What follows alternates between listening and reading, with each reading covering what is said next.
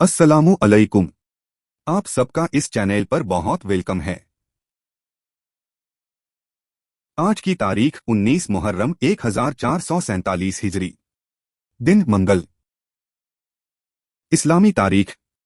हजरत इब्राहीम अलैहिस्सलाम की कौम की हालत। हजरत इब्राहीम अलैहिस्सलाम ने जिस खानदान और माहौल में आंखें खोली, उसमें शिर्क व बुत परस्ती और जलालत व गुमराही बिल्कुल आम थी।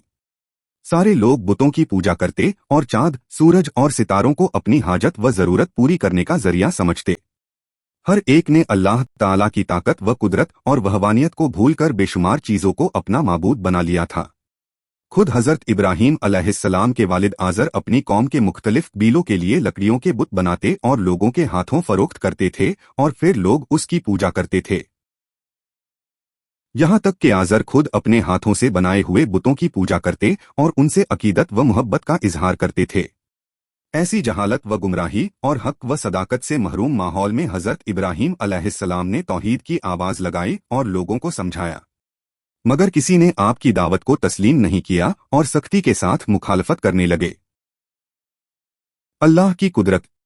ज़बानों का मुख्तलिफ होना। अल्लाह ताला ने दुनिया में बेशुमार कौमों को पैदा फरमाया जिनकी ज़बान एक दूसरे से अलग है। किसी की ज़बान अरबी है, किसी की फारसी, किसी की अंग्रेजी है तो किसी की उर्दू और हिंदी, जबकि एक किस्म के जानवर और परिंदों की बोली एक होती है।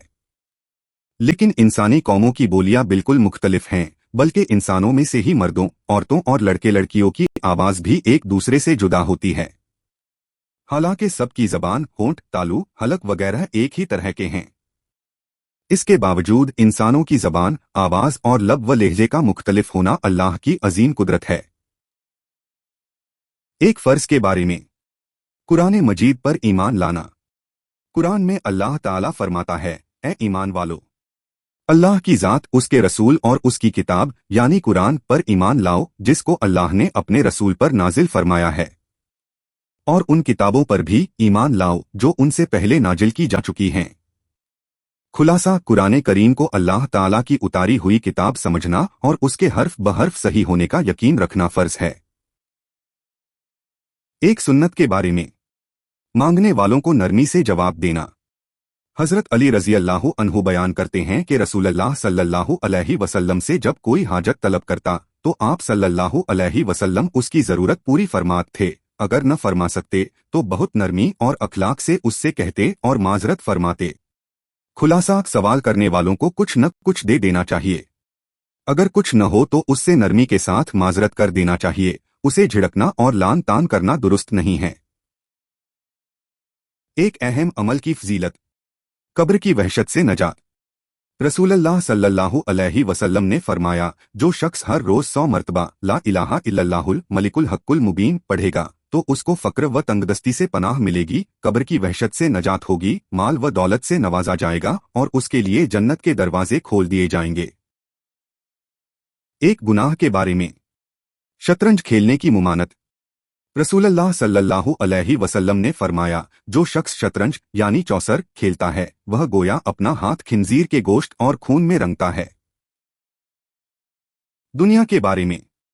दुनिया का फायदा वक्ती है।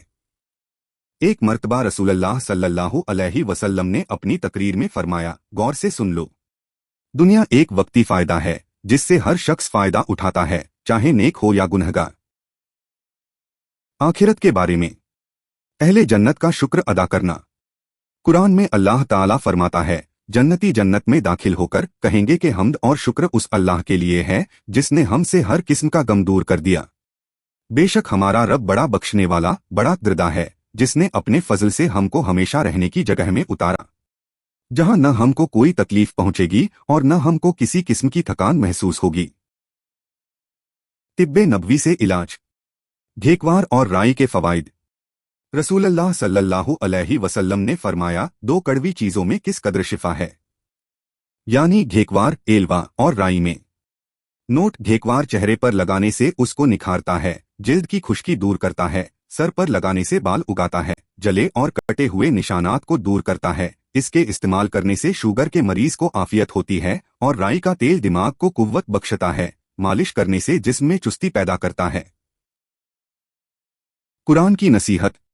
कुरान में अल्लाह ताला फरमाता है, ए इंसान, तुझे अपने करीम रब के बारे में किस चीज ने धोखे में डाल रखा है?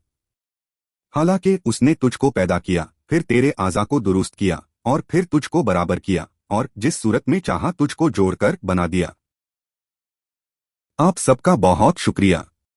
उम्मीद है आप मेरे साथ जुड़े रहेंगे और मेरे चैनल को अपने दोस्तों और रिश्तेदारों के साथ शेयर करेंगे। खुदा हाफिज। इंशाअल्लाह फिर मिलेंगे।